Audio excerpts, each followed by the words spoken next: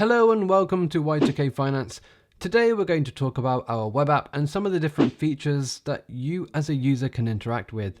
Now, if you're unaware, Y2K Finance is an application currently built on Arbitrum, and we have a variety of products built around peg derivatives.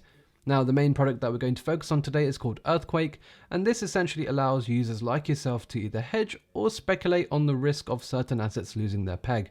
And currently we have 5 different assets in the form of USDT, USDC, DAI, Magic Internet Money, and Frax. So we have 5 different stablecoins available at the moment. Now, in order to get started, all you need to do is head to the Y2K Finance website. You can also find this link on our Twitter page and also in our Discord, so go check them out as well. And once you're on the page, you'll see your screen looking very similar to what mine does at the moment. All you need to do is connect your wallet in the top right corner and you're pretty much ready to get started. So what happens when you get to this page? You'll see the Mint tab over here. This is the first tab, and this essentially shows the Earthquake product that we have available. And essentially you've got 2 vaults. You've got the Risk Vault and the Hedge Vault. If you want to sell insurance, you would head to the Risk Vault. If you want to buy insurance, you'll head to the Hedge Vault. And essentially you can risk or hedge for each of the products that we have available, the 5 stable coins that we currently have available. In future, there will hopefully be many more as well. Now, risking essentially involves selling insurance. Hedging, as you can imagine, involves buying insurance. And why is this important? Well, I'm sure many of you are aware, over the last couple of years, we've seen many stable coins lose their peg. In fact, even some of the stable coins that we offer, like USDT and Magic Internet Money, have in fact lost their peg. And so because of that, hedging is a very, very important thing to do. And because this is one of the reasons why Earthquake exists now. So how do you actually, get a position set up? Well, you need to decide first if you want to sell insurance or buy insurance. Okay, and once you've decided that, you can just select by just clicking on each of these and it will highlight in white. All you need to do is pick the asset that you want to select. Now, at the moment, we've only got 2 of these assets, and that's because we have vaults. We have the Risk Vault and the Hedge Vault, and we have weekly vaults and we have monthly vaults. Currently, the weekly vault is unavailable. There's usually a 2-day deposit period, and then the 5 days for the rest of the week is the period of time where the vault is active. So I've missed this week's period, and so I'll have to just wait for the next epoch or the next week's period. The monthly is still available, and so that's why I've got these 2 assets available for me to choose from. So for today's purpose, we'll pick Magic Internet Money, and we'll select the strike price. So essentially, this is the price that if Magic Internet Money went below, would trigger a depeg event. So 0.95. And if you want to figure out, where these prices are calculated from, you can go to the documentation here, and it'll take you directly to the Y2K Finance documentation, and you'll be able to find on our documents that we have. If you click on Earthquake, you'll be able to see strike price. And you'll be able to see all of our methodology to determine strike price. So you can have a read here, and if you've got any questions, feel free to ask in our Discord group as well, or drop a comment down below to this video. Let's head back to the Mint page, and we're going to select an epoch. So essentially, this is the monthly period that we have.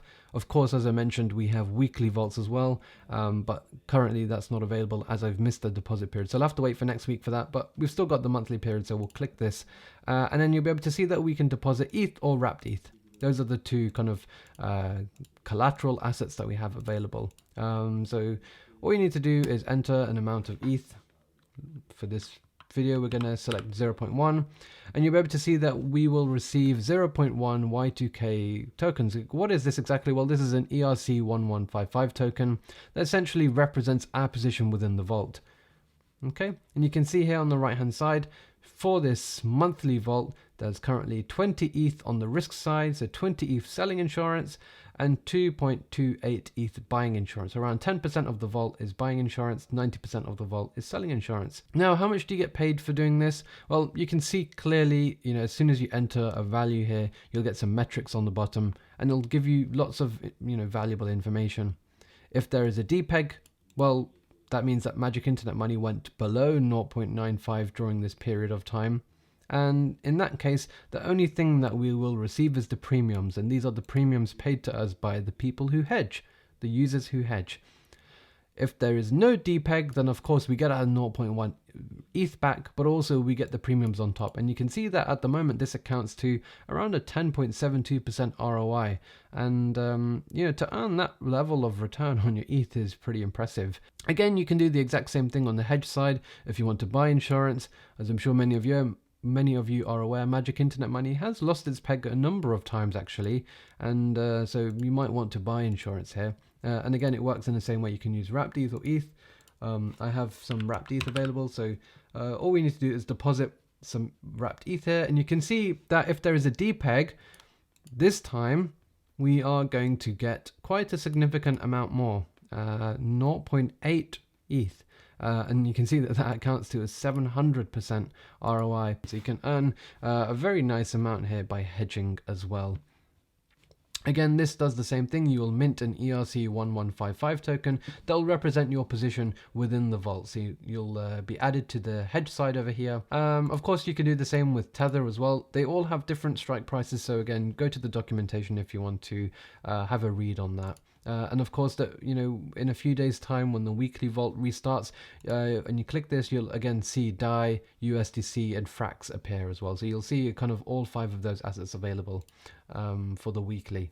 So you should just reopen in a few days' time. Now, all you need to do is, let's just click this again. All you need to do is click Mint Risk. And pay the gas fee, and you will receive an ERC1155 token that represents your position. Now, I've done this not too long ago, and so if I go to the claim side, you'll be able to see that this is the position that I actually minted.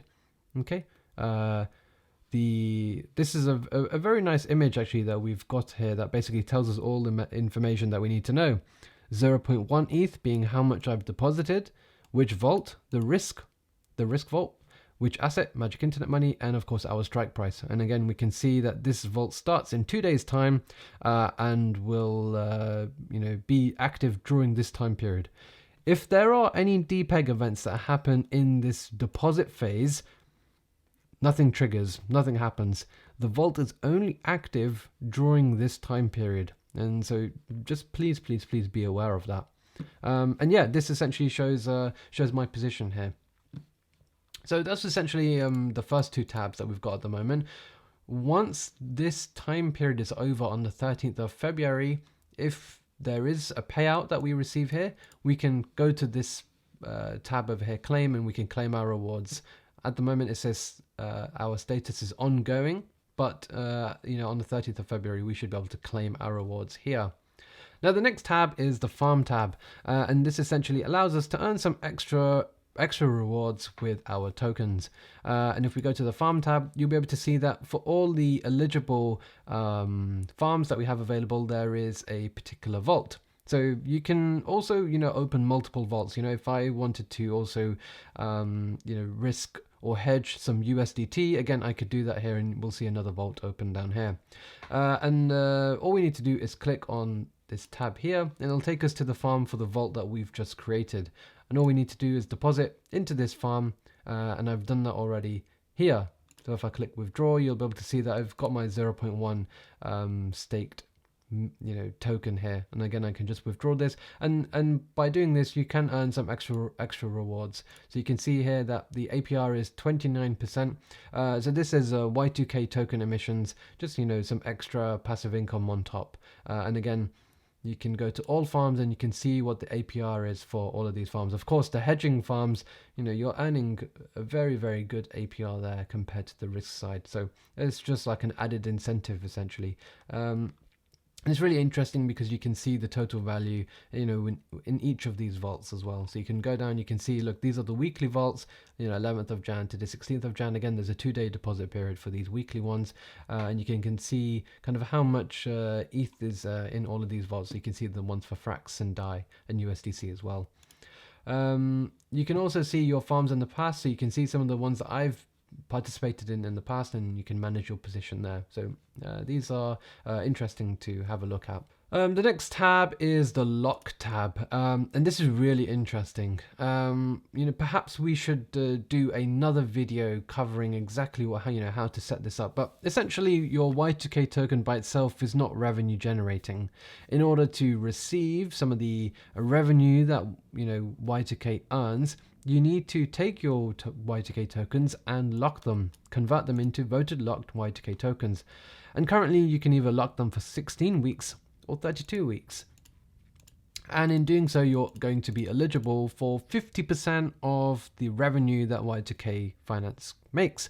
And so if you want to do that, well, the first thing that you need to do is you need to add liquidity. And if you click add liquidity, it will take you to Balancer, and that's where we have liquidity for the Y2K token and ETH. And currently there is a 80-20 pool, so 80% of the pool is in the Y2K token, with 20% being in ETH. And you can see that currently we have our pool with just over $500,000 in. So what we need to do is add liquidity. So you need to add your Y2K tokens and some ETH. And in doing so, you are then able to create a lock. So we can go back here, we can create a lock and lock that liquidity for either 16 weeks or 32 weeks. Now you might ask, what's the benefit of doing it for longer? Well, you earn double the rewards that the 16-week locks earn.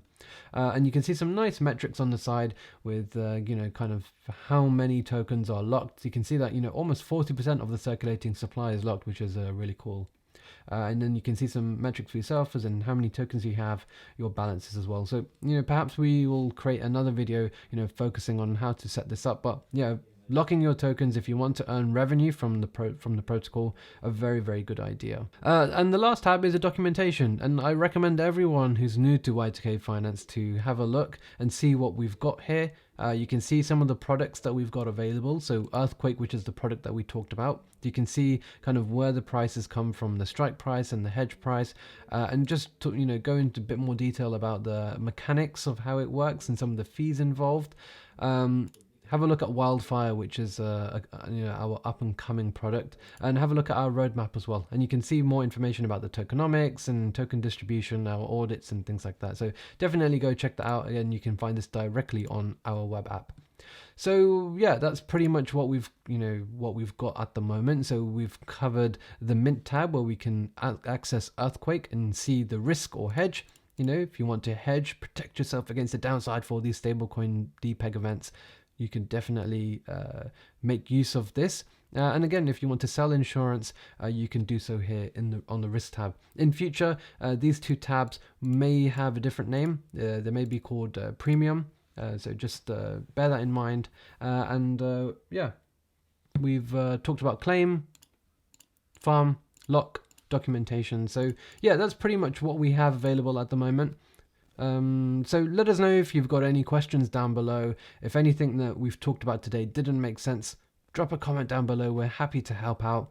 Of course, we're going to have lots of videos in the future. So if you've got a video idea for us, again, drop that down in the comment section below. Make sure you subscribe to the channel. We really appreciate all of the support so far. And of course, let us know, which side are you on, risk or hedge? Thank you very much for watching, and stay tuned for more videos soon.